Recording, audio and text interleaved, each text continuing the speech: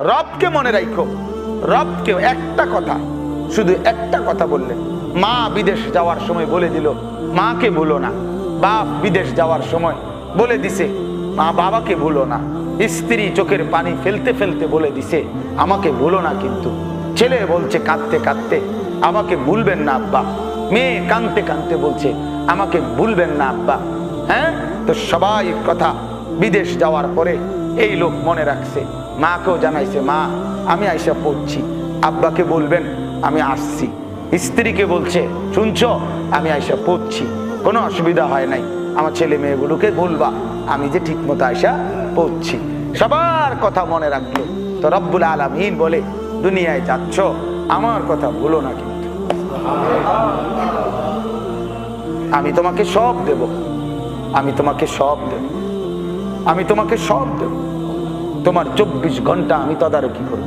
তুমি হাসবা আমার ইশারায়, তুমি কাঁদবা আমার ইশারায়, তোমার চোখের পলক পড়বে আমার ইশারায়, তোমার কানের প্রতি শব্দের আওয়াজ পৌঁছবে আমার ইশারায়, তোমার হাত উঠবে আমার ইশারায়, তোমার হাত নামবে আমার ইশারায়, তোমার পা উঠবে আমার ইশারায়, তোমার পা নামবে আমার ইশারায়, তুমি ফিকির করবা আমার ইশারায়, তোমার দিমাগে যা আসবে আমার ইশারায়।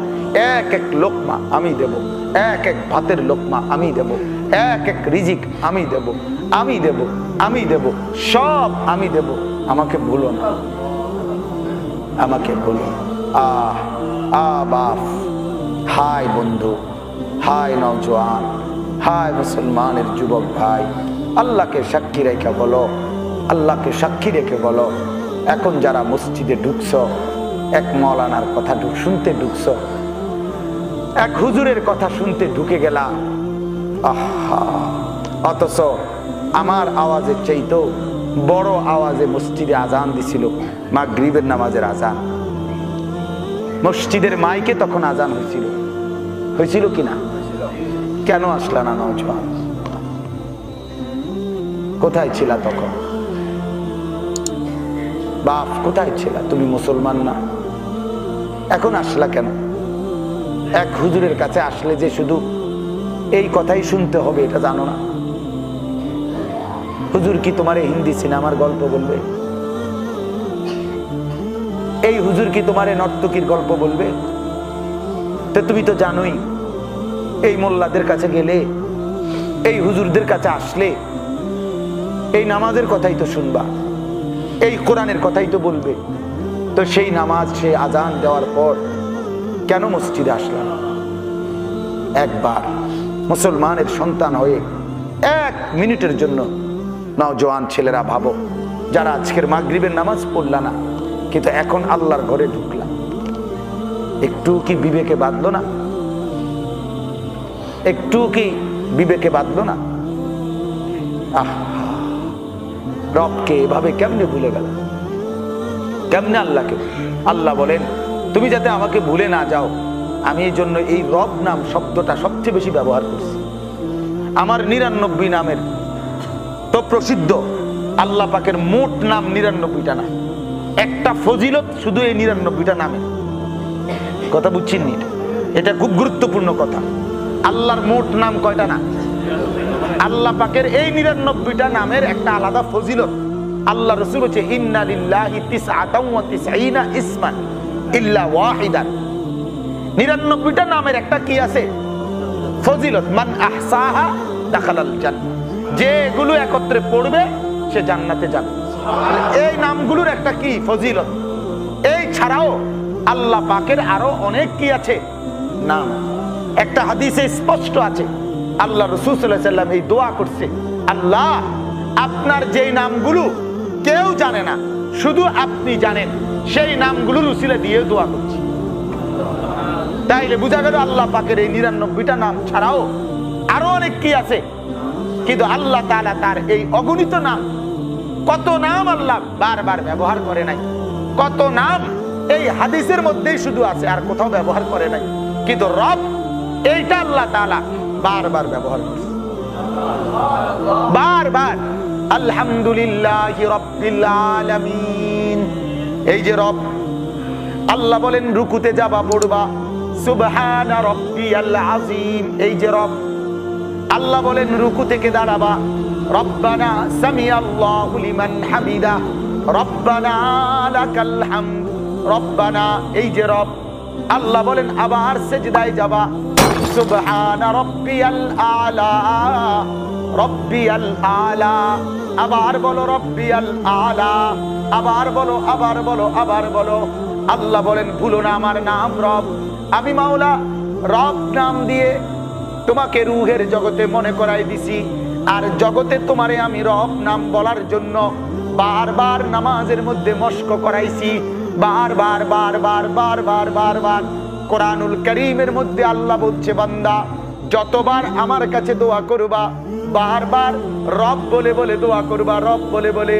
রব্বানা আতিনা ফিদ দুনিয়া, রব্বানা যালামনা আনফুসানা, রব্বিরহামহুমা কামা রব্বায়ানি সগীরা, রব্বিজআলনি মুকিমাস সালাহ, রব্বানা ইসরিফ আন্না আযাব জাহান্নাম, রব্বানা ওয়া আতিনা মা ওয়া'আদতানা আলা রুসুলিক, রব্বানা হাব লানা মিন আজওয়াজিনা ওয়া যুররিয়াতিনা কুররাতা আ'য়ুন। শত শতবার বারবার বারবার বারবার আল্লাহ বলে রব বলো, রব বলো, রব বলো। রবকে ভুলে যেও না, রবকে ভুলে যেও না। ইয়া আইয়ুহাল ইনসানু মা গাররাকা বিরাব্বিকাল কারীম। আল্লাহ বলে বান্দা আমার মতো দয়ালু রবকে কেমনে ভুলে গেলা, কেমনে ভুলে গেলা। আল্লাহ বলে ইন্নাল ইনসানা লিরাব্বিহি লাকানুদ।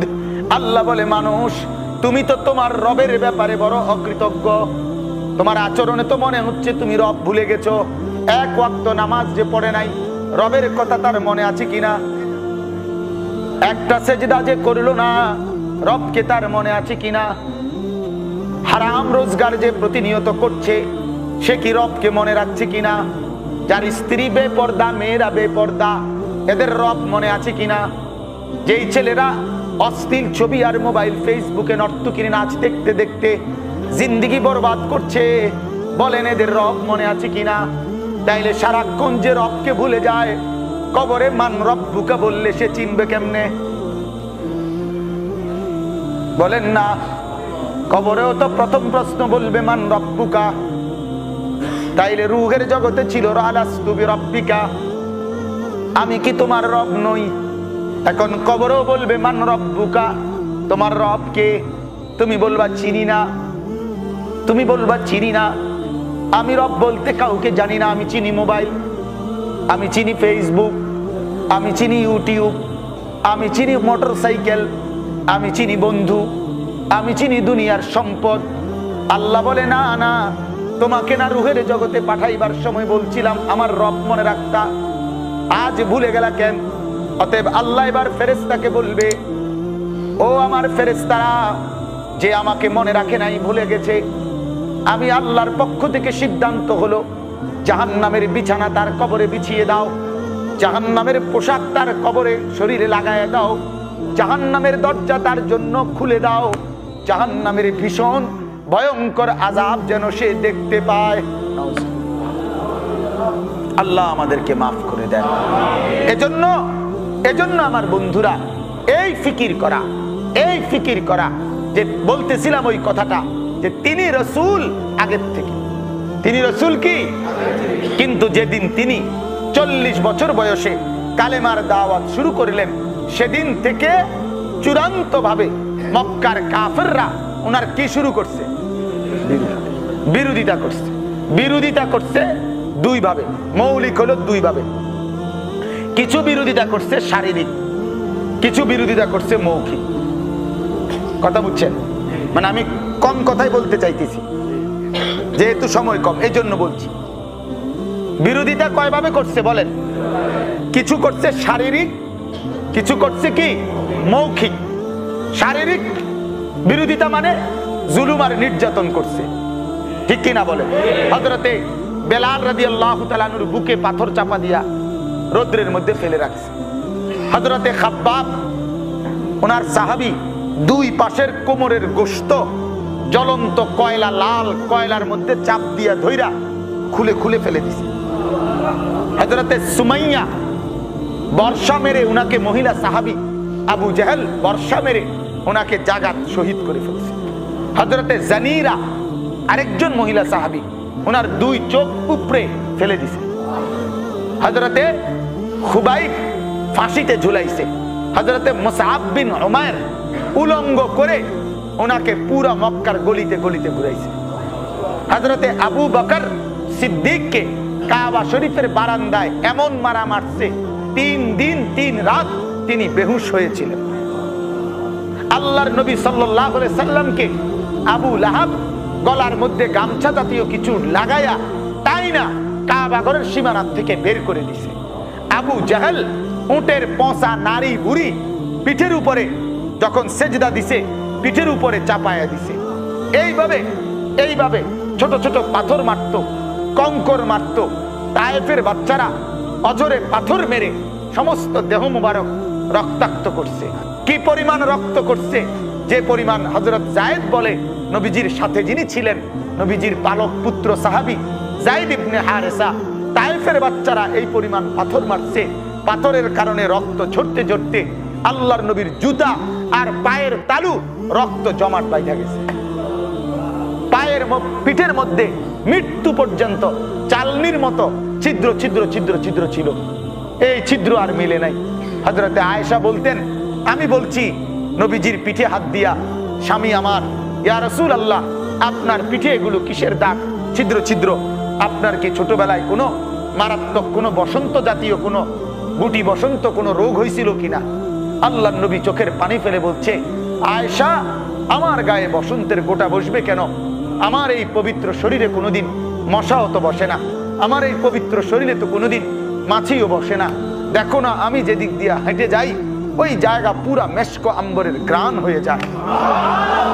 হ্যাঁ, এটা হাদিস আছে না?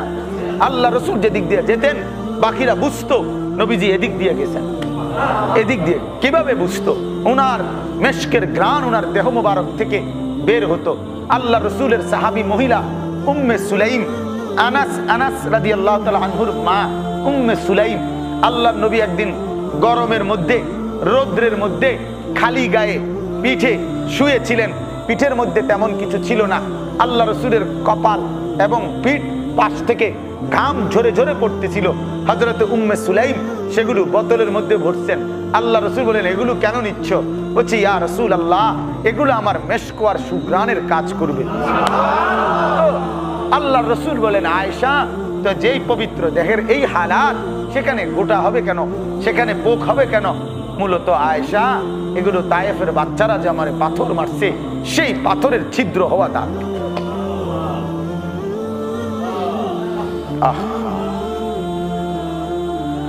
আল্লাহ আপনি মাফ করে দেন। তো এইভাবে এই পরিমাণ বিরোধিতা, নির্যাতন, জুলুম, এটার নাম কি? শারীরিক। এটার নাম কি? নির্যাতন। বিরোধিতাটা কি ধরনের? শারীরিক বিরোধী। এরপরে মৌখিক বিরোধিতা। মৌখিক বিরোধিতা করছে। মৌখিক বিরোধিতা কি? আল্লাহ রসুলকে বলছে শায়ের, এটা কবি, কবি। এরপরে আবার বলে কাহেন, এটা গণক, জ্যোতিষী, গণক। আরেকবার বলছে এটা আপনার জাদুকর, এটা কি? জাদুকর। একবার বলছে সে জাদুকর, আরেকবার বলছে সাহের, আরেকবার বলছে শায়ের, আরেক কবি, আরেকবার বলছে গণক, আরেকবার বলছে লামাজনুন, পাগল, আরেকবার বলছে আবলাহ, নির্বোধ, বোকা, আহমক। এরকম হাজারো মন্দ শব্দ বলছে। এর দ্বারা শারীরিক না, মৌখিক ভাবে কষ্ট দিছে। ঠিক কিনা বলেন? এরপরে বলছে, এটাও বলছে, যখনই কোনো মক্কায় কাবা ঘরের কাছে কেউ আসতো, নতুন কোনো বাহিরের লোক কাবার ঘর তাওয়াফের জন্য, আগায়া গিয়া বলতো, আমাদের সমাজে একজন লোক হইছে নতুন, যে তার থেকে খুব সাবধান, সে যা কয় তার কথা শুনলে এমন জাদুর মতো আসর করে যে ওই লোক আর পিছনের কথা ভুলে যায়, বিবি বাচ্চার কথা ভুলে যায়, এর পিছে পিছে হাঁটে। সাবধান, চাইও কিন্তু কি করো না, তার কাছে যাইও না। হাদিসে আছে তুফাইল ইবনে আমর নামে এক সাহাবী, উনি আরবের বাহিরের এলাকার দাউস গোত্রের, উনি ওইখান থেকে আসছেন, বড় নেতা উনি। মক্কার কুরাইশরা ওনারে আগাইয়া গিয়া একবারে ওই বটতলি থাকতে গিয়ে কইয়াছে, বুঝেন নাই কথাটা? ওইনে মালাই বাঙ্গরা পার হইছে আরে কইছে সাবধান সাবধান, সাইয়েন কিন্তু তাওয়াফ করতে যাইতেছেন, শুধু আল্লাহর ঘর তাওয়াফ করে তাড়াতাড়ি বাইর হয়ে যাবেন। আমরা এলাকায় আমরা একটা বড় সমস্যা দেখা দিচ্ছে এখন। সমস্যাটা হইল আমাদের এলাকায় একজন লোক মোহাম্মদ নামের, এই লোকটা এমন এমন কথা বলে কি জানি পরে, এই পড়া শুনলে সে সব ভুলে যায়, পরিষ্কার কিতাবে আছে কথা, সব ভুলে যায়। এরপরে চাইেন কিন্তু ওনার কাছে যাইয়েন না। হযরতে তোফাইল বলে আমি ডরে কানের দোনো মানে কানের মধ্যে তুলা লাগাই নিছি, কানের মধ্যে, যাতে করে ওই মুহাম্মদের কথা না শুনি। তো এরপরে তাওয়াফ করতে করতে করতে করতে শেষ করলাম করে, এখন আমি জামুগা একটু দাঁড়াইছি, বুদ্ধি করে মক্কার এক নেতা, আল্লাহ রাসূল সাল্লাল্লাহু আলাইহি ওয়াসাল্লাম তখন এক কোনায় বসে বসে কোরআন পড়ছিলেন, তখন এক নেতা আগাইয়া গিয়া কানে কানে ভালো করে কইছে, ওই যে উনি চাইয়েন এদিকে যাই না, এন্দিয়ে যাই, এন্দিও একটা রাস্তা আছে ঘুরিয়া, এদিক দিয়ে কি? হযরতে তোফাইল কয় আমি তো ভুলেই গেছিলাম, কিন্তু এখন দেখাইয়া দেওয়ার পরে ওই মুহাম্মদের চেহারার দিকে তাকিয়ে আমি অবাক হয়ে গেলাম। এমন সুন্দর, এমন পবিত্র চেহারা, সে কিভাবে মৃত্যুক হয়, সে কিভাবে মৃত্যুক হয়? না না, আমি এজন্য এক দুই কদম করে মনে মনে ভাবলাম, আচ্ছা কাছের থেকে লোকটার একটু দেখা জায়গা, শুনতাম না কথা, শুনতো না নিয়ত, শুধু কি একটু সাইয়ার পরে যাইখাম। একটু যখন আগাইলাম, আল্লাহর কুদরতে, আল্লাহই কুদরতে ভাবে তুলার এক কোনা একটু ফাঁকা করে দিছে। আল্লাহ রাসূলের কোরআনুল কারীমের শব্দ আয়াত, কোরআনুল কারীমের তেলাওয়াত ওনার কানে ঢুকছে।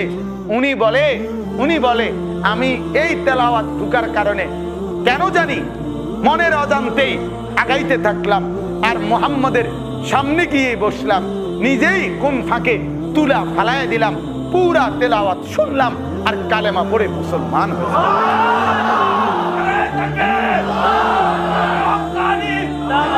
বুঝছেন তো? কালেমা পড়ে মুসলমানই হয়ে গেলাম।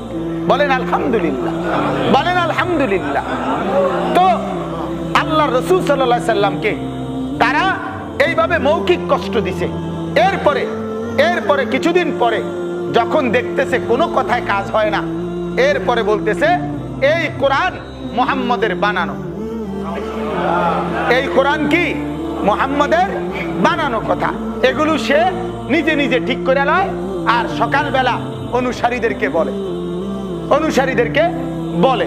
এই যখন আল্লাহ পাক রব্বুল আলামিন, আমি তো আপনাদেরকে সময়ের কারণে বললাম না, যে যতগুলো মৌখিক শব্দ বলে রসুলকে গালি দিছে, প্রত্যেকটার জবাব সরাসরি আল্লাহ পাক নিজে দিছে, প্রত্যেকটা। মা আনতা বিনিআমাতি রাব্বিকা বিমাজনুন। আল্লাহ বলে ওরা বলছে পাগল, আমি বললাম আপনি পাগল না। আল্লাহ নবী আল্লাহ বলছে ওরা বলছে কবি, আল্লাহ বলে ওয়ালা বিকাউলি শাইর, না এটা কোনো কবির কথা না। আল্লাহ বলছে ওরা বলতেছে গণক, আল্লাহ নিজে বলে ওয়ালা বিকাউলি কাহিন, না এটা কোনো গণকের কথা না। আল্লাহ নবীকে বলছে দোস্ত আপনি একটা জবাবও দিবেন না, জবাব দিমু আমি জবাব দেবো, ওরা যে যা বলুক আমি আল্লাহ জবাব দেব। আবু লাহাব বলছে তাব্বান লাকা মুহাম্মদ তুমি ধ্বংস হও। আল্লাহ বলে দোস্ত আমি জবাব দিচ্ছি, তাব্বাত ইয়াদা আবি লাহাব, আবু লাহাব তুই ধ্বংস হ, তুই শেষ, তোরে হতাই এলাম, একদম হতাই এলাম। ও তাব্বা মানে হতাই এলাম, মানে তুই পুরা শেষ, পুরা শেষ। তুই কইলিটা কি? কারে বললি বেটা, কারে বললি? তুই আমার বন্ধুকে বললি? তোর এত বড় সাহস বেটা, তোরে একদম সিধা করে লাভ বেটা। হ্যাঁ, আল্লাহু আকবার। তো এই জন্য প্রতিটা কথার জবাব দিছে কে? আরে শুধু নবীর না, নবীর পক্ষে সাহাবীগুলোরও জবাব দিছে আল্লাহ। হযরতে বেলাল ৮ম হিজরিতে মক্কা বিজয়ের সময় মসজিদের কাবা ঘরের ছাদে দাঁড়াইয়া আল্লাহ নবী বলছে আযান দাও। মক্কার কুরাইশরা দূর থেকে বলতেছিল হায় বাপ দাদা, তোমরা কবরে গিয়া ভালোই করলা, আমরা এই বেজ্জুতি দেখলাম বাচ্চা থাইকা, গোলাম গোলাম তে গোলাম, এই বেলাল তে সেদিনকে তারে ফিরছি, আর তে এখন কাবাগরের ছাদে আজান দেয়। এত বড় বেজ্জুতি দেখবার চাইতে মইরা যাওয়ান ভালো ছিল। বাপ দাদা তোমরা মইরা কত ভালো করছো। আল্লাহ তাআলা বলে, বন্ধু নবী আমি জবাব দিতেছি, আমি আপনি কইেন না, আমি বলি, ইয়া আইয়ুহান নাস ইন্না খালাকনাকুম মিন যাকারিন ওয়া উনসা। আল্লাহ বলে, এই বেঈমান কারে বললি? এই তোরা কুরাইশরা, তোরা এক মা বাবার সন্তান। আদম আর হাওয়া আমার বেলালও সেই মা বাবারই সন্তান, একই মা বাবার সন্তান। তোরা কেমনে বললি বেটা? তার মানে জবাব দেয় কে? প্রতিবার জবাব দিচ্ছে কে? এই যখন তারা বলল যে আল্লাহ পাক রব্বুল আলামিন কোরআন নাজিল করে নাই, আল্লাহ এগুলা পাঠায় নাই, বরং মুহাম্মদ নিজে বানাইছে, তো আল্লাহ জবাব দিয়ে বলতেছে, বন্ধু আমি জবাব দিচ্ছি তাইলে, ওয়া ইন কুনতুম ফি রাইবিম মিম্মা নাযালনা আলা আবদিনা। আল্লাহ বলে, এই মানুষ দুনিয়াবাসী শোনো, আমার এই বন্ধু, আমার এই বান্দা, আমার মুহাম্মদ সাল্লাল্লাহু আলাইহি সাল্লাম, তার উপরে আমি যেই কোরআন নাজিল করছি, যদি মনে করো এতে কোনো রাইব সন্দেহ আছে, আল্লাহ তাআলা বলেন এই রাইব শব্দের অর্থ হলো এমন সন্দেহ যেটা গাঢ় না, হালকা। হালকা একটু বালু লেগজারি, এমনি একটা মশা দিলেই সরে যায়, টোহা দিলে, সুন্দর কথা, টোহা। তো এই টোকা দিলে যেটা কি সরে যায়, এরকম হালকা। মানে আল্লাহ তাআলা বলে গাঢ় সন্দেহ হওয়ার তো কোনো সুযোগই নাই। যদি হালকা সন্দেহ হয়, সামান্য সন্দেহ যদি হয়, মনের মধ্যে যদি সন্দেহ উকিও দেয়, তো তারপরেও আমি বলছি ফাতু বিসূরাতিন মিন মিসলিহি। বিসূরাতিন, এই সূরাতিন নাকেরা, যেই কোনো সূরা, তার মানে প্রতিযোগিতার জন্য তুমি ইচ্ছে করলে সবচেয়ে ছোট সূরাটাও নিতে পারো, কোনো অসুবিধা নাই, কোনো অসুবিধা নাই। আল্লাহ বলেন সবচেয়ে ছোট সূরাটাও পারলে নাও, নিয়া ওই সূরাটাকে সামনে রাইখা তুমি এরকম একটা ইন্না আতাইনাকাল কাউসার, সবচেয়ে ছোট সূরা, এটার মতো একটা 3 লাইনের 3 বাক্যের একটা সূরা বানায় দাও। এই পৃথিবীতে কবির কবিতা চর্চা দেখে দেখে আরেকজন কবিতা লেখা শিখে, গল্প লেখা দেখে দেখে গল্প লেখা শিখে, প্রবন্ধ দেখে দেখে মানুষ কি লেখে, প্রবন্ধ লেখে। যদি এটাই তো নিয়ম, শিক্ষকের দিক নির্দেশনা নিয়ে ছাত্র এরপরে কি করে, বাড়ির কাজ করে, আবার নিজে বানায়, নিজে রেডি করে, এরকম না বিষয়। তো যেহেতু মানুষের বানানো, তাহলে এক মানুষেরটা দেখে দেখে, এক মানুষেরটা শুনে শুনে আরেকজনে এটার মতো বানাইতে পারে। কবিতা বানায়, প্রবন্ধ বানায়, গল্প বানায়। তো এটা যেহেতু মুহাম্মদের বানানোই, তো তুমিও এটা দেখে দেখা 3 লাইনের শব্দটারে সামনে রাইখা তুমি একটা বানাও। আল্লাহ তাআলা বলে আমি নাজিল করছি একলা, তুমিও বানাইবা একলা। কয় না, কয় তুমি একলা না, কররা হুমকি, কয় ওয়াদউ শুহাদাআকুম মিন দুনিল্লাহ, শুধু আমারে বাদ দিবা, আর যা লইতারো তুমি, আর যা লইতারো, যত লোক লইতে পারো তুমি লও, শুধু আমারে বাদ দিবা। আমারে বাদ দিয়া বাকি তামাম দুনিয়া নাও। শুহাদাআকুমের 2 অর্থ, আওয়ানাকুম, একটা হলো তোমাদের যত সঙ্গী, এই সঙ্গী যত আছে তোমরার লগে সবাইকে ডাকো। অথবা এই শুহাদাআকুমের আরেকটি অর্থ হলো আসনামাকুম, তোমাদের যেই দেবতা, তোমাদের যেই মূর্তি, যেগুলোর পূজা তোমরা করো, এগুলোরে লও, এগুলোরে কও আপনারা যেহেতু আমগো দেবতা, আপনারা কোন রকম আমগো ইজ্জতটা বাঁচান, আমনগো দিকে চাই, এই তো এত কিছু করতে আছি, ঠিক না বলেন না কেন? আপনাকে দেবতার সম্মান রক্ষার জন্যই তো কি করিয়ে এত কিছু করিয়ে, তাইলে আপনারা একটু সহযোগিতা করেন। আল্লাহ বলে তোমাকে সব দেবতা 33 কোটি হোক আর 34 কোটি হোক, সব দিলে লও, তোমরার সমস্ত মানুষটিরে লও, নিয়া এই কোরআনের মতো আরেকটি সূরা বানাও। ইন কুনতুম সাদিকিন, যদি তোমরা তোমাদের দাবিতে সত্যবাদী হয়ে থাকো। কথা পরিষ্কার, একদম সাফ সাফ কথা। তুমি যদি বলো মুহাম্মদের বানানো, তো ঠিক আছে, তোমার দাবি তুমি প্রমাণ করো। এর চাইতে পরিষ্কার কোন কথা হইতে পারে? এটা একদম আলোকিত কথা।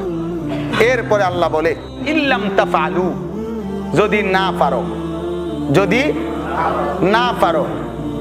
এরপরে একটা মজার কথা বলছেন, ফাইল্লাম তাফআলু, আল্লাহ বলে যদি না পারো। আবার লগ লগ আল্লাহ কয় ওয়ালাম তাফআলু, ফাইদাও না। এটার একটা সুন্দর উদাহরণ আমি কই। আমার গ্রামের বাড়িতে, এটা বুঝবেন আপনি সহজে। আমার নানার বাড়ি, দাদার বাড়িতে, তো আমার এই চাচতো চাচি হয় আর কি, মানে বাড়ির চাচি।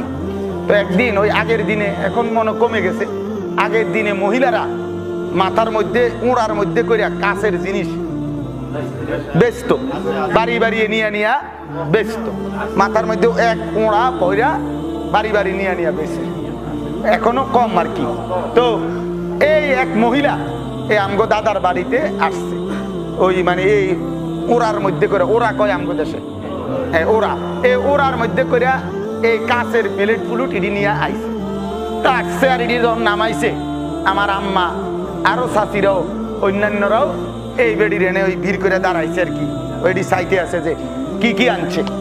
তো এর মধ্যে আমার এক চাচি, উনি ওই দাম জিগাইছে আর কি 2-3 বার, মানে একবার মনে করেন এটা কত জিঙ্গায়, আবার থুইয়া দেয়, ওই আবার এটা জিঙ্গাইছে এটা কত, এরকম যখন বারবার 3-4 বার ইয়া করছে, জিগাইছে দাম, ওই যে বেডি বেচুন না, জি 2টা গেছে বেডি, দমক দিছে আর আমার চাচি রে, আপনি কিনবেন, জান আপনি কিনতেন বুঝছি, আপনি কেমন কিনুন না বুঝছি। এই কথাটা বুঝছেন নি? এইটা কও নেই, আমার এই সাথীর শরীরে পুরা স্যাঁতুরটা গেছে। এই বেডি কি কইলি, কি কইলি এটা তুই কিনতারি, মানে তোর সবটির দাম কম। আরে হয়েছে বুঝছি আপনি কিনবেন, মানে আরো স্যাঁতুটা কইলাম, কিন্তু তুই কিন্তু আইজ গাড়ি কিনুম, যত কিছুর বিনিময়। পরে 3000 টাকা চুক্তি করিয়া, মানে 3000 টাকা কথা বইলা এই সব ওরা সব কিনা লাগছে। আমার আম্মা বলতেছিল, মা আমার এই ঘটনা শুনাইছে আর কি। পরে যখন বেডি তো গেছে খুশি, পরে এডি খুললে দেখি নিচে খের ছাড়া, খের বুঝছেন না, মানে হ্যাঁ এডি ছাড়া ভিতরে কিচ্ছু নাই, ওই উড়বেই যা কদুর জিনিস, মাল হইতো না আসতে সোটে আরো, কিন্তু জিদ উড়াইয়া সাত উড়াইয়া কি করে লাইলো 3000 টাকা বেচা লাইলো। তো আল্লাহ তাআলা বলতেছেন ফাইন লাম তাফআলু, যদি না পারো। আবার আল্লাহ বলেন ওয়ালান তাফআলু, ফাইতিন না বেটা তুই সা, কি কইলেন ফাইতাম না, আল্লাহ কয় বট জামা বট ল ল সে তো ডক্টর, সে তুইও চেষ্টা কর। কথা বুঝেন নাই? তোর জিদ যদি সর্বোচ্চ ওড়ে তো হে জিত লই এই চেষ্টা কর। আমি কইলাম তুই ফাইতি না, তুই ব্যাড হইলে ফাইতি না, যা। আল্লাহু আকবার। ফাইন লাম তাফআলু ওয়ালান তাফআলু, আল্লাহ বলে যদি না পারো, ওয়ালান তাফআলু, পারবাও না, পারতিও না, ফাত্তাকুন নার, তাইলে অপেক্ষা করো জাহান্নামের আগুনে জ্বলার।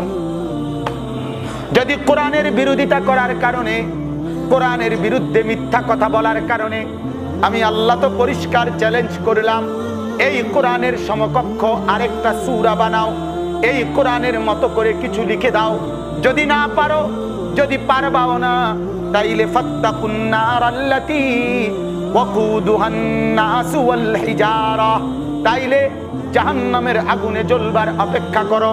যদি বলো আমি জাহান্নামে কেন জ্বলবো, আল্লাহ বলে আল্লাতী ওয়াকুদুহান নাসু ওয়াল হিজারা, জাহান্নামের লাকড়ি তো হবে মানুষ এবং পাথর। আমি জাহান্নামকে বানাইছি মানুষকে জাহান্নামে জ্বালাবার জন্য, কিছু নাফরমানকে জাহান্নামে জ্বালাবো, কিছু পাথরকে জাহান্নামের মধ্যে আগুনে জ্বালাবো। এই জন্যই আমি আল্লাহ জাহান্নামের আগুনকে বানিয়েছি।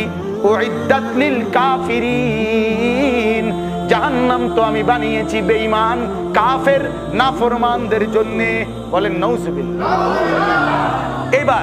এইবার আমার কথার খুলাসা হইল, এই আয়াত দ্বারা এই কথা স্পষ্ট, এই কথা স্পষ্ট, কোরআনুল কারীমের তেলাওয়াত, কোরআনুল কারীমের জিকির, কোরআনুল কারীমের তাফসীর, কোরআনুল কারীমের ওয়াজ, কোরআনুল কারীমের বয়ান, কোরআনুল কারীমের মাদ্রাসা, কোরআনুল কারীমের খেদমত। আল্লাহর কসম, আল্লাহ তাআলা বলে যদি কেউ এর বিরোধিতা করো, যদি এর বিকল্প কোনো কথা বলো, তাইলে আমি আল্লাহ চ্যালেঞ্জ করলাম এর বিকল্প কিছু তুমি পেশ করো। কেন বিরোধিতা করবা?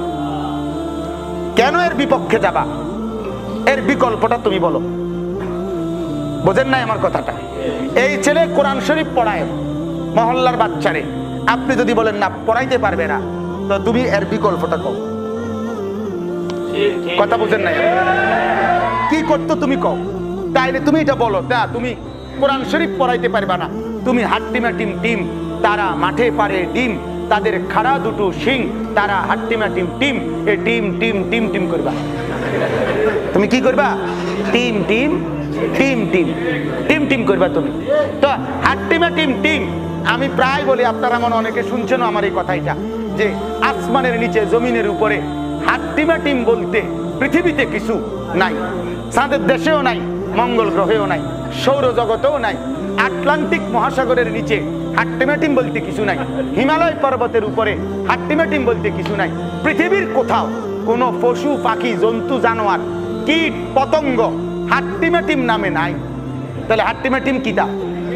আমি বুঝছি, আমার গবেষণা হইলো না না, আমি এটার উপরে চিন্তা করছি হাট্টিমা টিম কি। আমার গবেষণা হইলো হাট্টিমা টিম হইলো এটা যিনি লেখছেন তিনি। হাট্টিমা টিম হইলো তে নিজে যে লেখছে। আর এটাও বুঝছি, এটা যখন লিখছে তার আগে উনি পুরা বোতল খাইছে। বোতল কোনো অর্ধেক খাইছে না, পুরাটা ডাইলে দিছে। এই জন্য পুরা বোতল মারিয়া দাও নে, ওনার মাথার থেকে এই কথাটা বাইছে হাট্টিমা টিম টিম। কারণ যেটার শিং খাড়া থাকে এটা ডিম পারে কেমনে? পাগল কারে কয়? পাগল কি পরিমাণ হয় বলেন নাউজুবিল্লাহ। আকডুম বাকডুম গোরাডুম এই নামে পৃথিবীতে কিছু নাই। আকডুম বলতেও কিছু নাই, বাকডুম বলতেও কিছু নাই, গোরাডুম বলতেও কিছু নাই। তার মাথার ডিস্টার্ব, ঠিক কিনা বলেন? কাউকে ব্যঙ্গ করা মূল মাকসাদ না। মূল মাকসাদ এই কথা বুঝানো যে ইনশাআল্লাহ আল্লাহর কোরআনের সাথে মৃত্যু পর্যন্ত লেগে থাকবেন।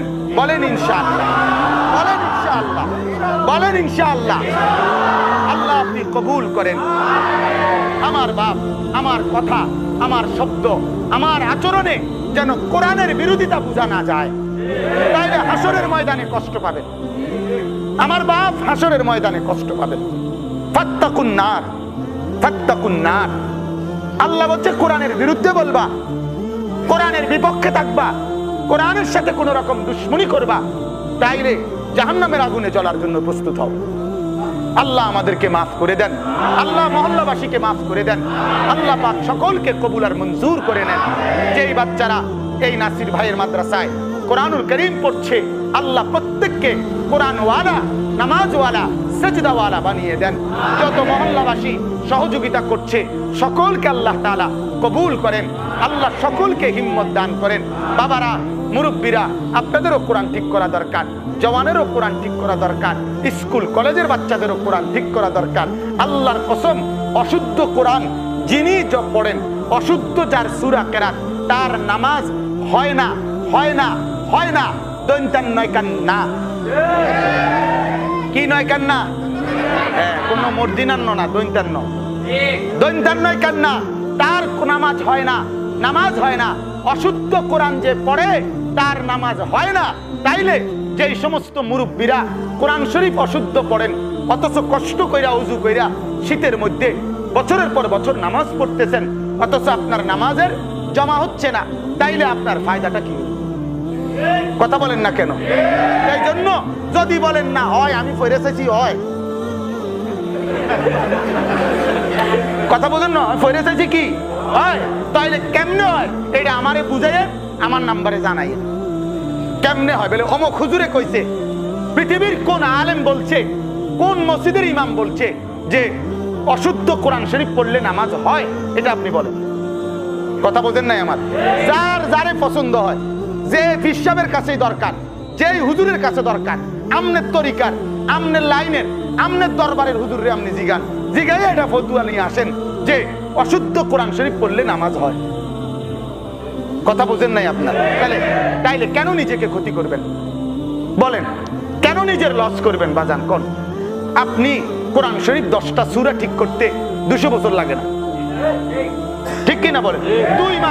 2 মাস মেহনত করলে আপনার কোরআন শরীফ শুদ্ধ হয়ে যাবে, সূরা কেরাত শুদ্ধ হয়ে যাবে, আত্তাহিয়াতুটা ঠিক হয়ে যাবে, হ্যাঁ, দোয়ায়ে কুনুত ঠিক হয়ে যাবে। তাইলে খামখেয়ালি করা উচিত? এজন্য ইনশাআল্লাহ সব মুরব্বীদের কাছে অনুরোধ, আপনারা আপনাদের কোরআন শরীফ শুদ্ধ করেন বাজান। এখন শরম পাইলে অসুবিধা নাই, মানুষে কইব কি বুড়া বয়সে অন গেছে, কোরআন শরীফ ঠিক করতো, কোনো অসুবিধা নাই। রসুলের 90 বছরের সাহাবীও কোরআন ঠিক করছে। আবু বকর সিদ্দিক রাদিয়াল্লাহু তাআলা আনহু মুসলমানই হয়েছে 38 বছর বয়সে, বুঝেন নাই? আবু বকর যখন কালেমা পড়ে তখন ওনার বয়স কত? তাইলে উনি কোরআন শরীফ শিখছে 12 বছর বয়সে, কত? 18। তো 38-এর পরেতে উনি মুসলমানই তৈরি এই সময়, তা আগে শিখবো করতে? কথা বলেন না কেন? তাইলে উনি কোরআন শরীফে তো শিখছে 38 বছরের পরের থেকে। তাইলে আপনার অসুবিধা কি? আপনার সমস্যাটা কি? লজ্জা করার কোনো বিষয় না, শরম এখানে পাইয়া কোনো অসুবিধা নাই। হাদিসে আছে আবু তালেব মৃত্যুর পূর্বে নবীজি যখন বলছে চাচা কালেমা পড়েন, কাঁদতেছিলেন নবী, আপনারা জানেন এই কথা। তখন আবু তালেব বলছে না, আমি সমাজের কাছে বেইজ্জতি হইতে পারতাম না। আল্লাহর নবী বলছে শেষ কথা, চাচা যদি কালেমা না পড়ে কবরে যান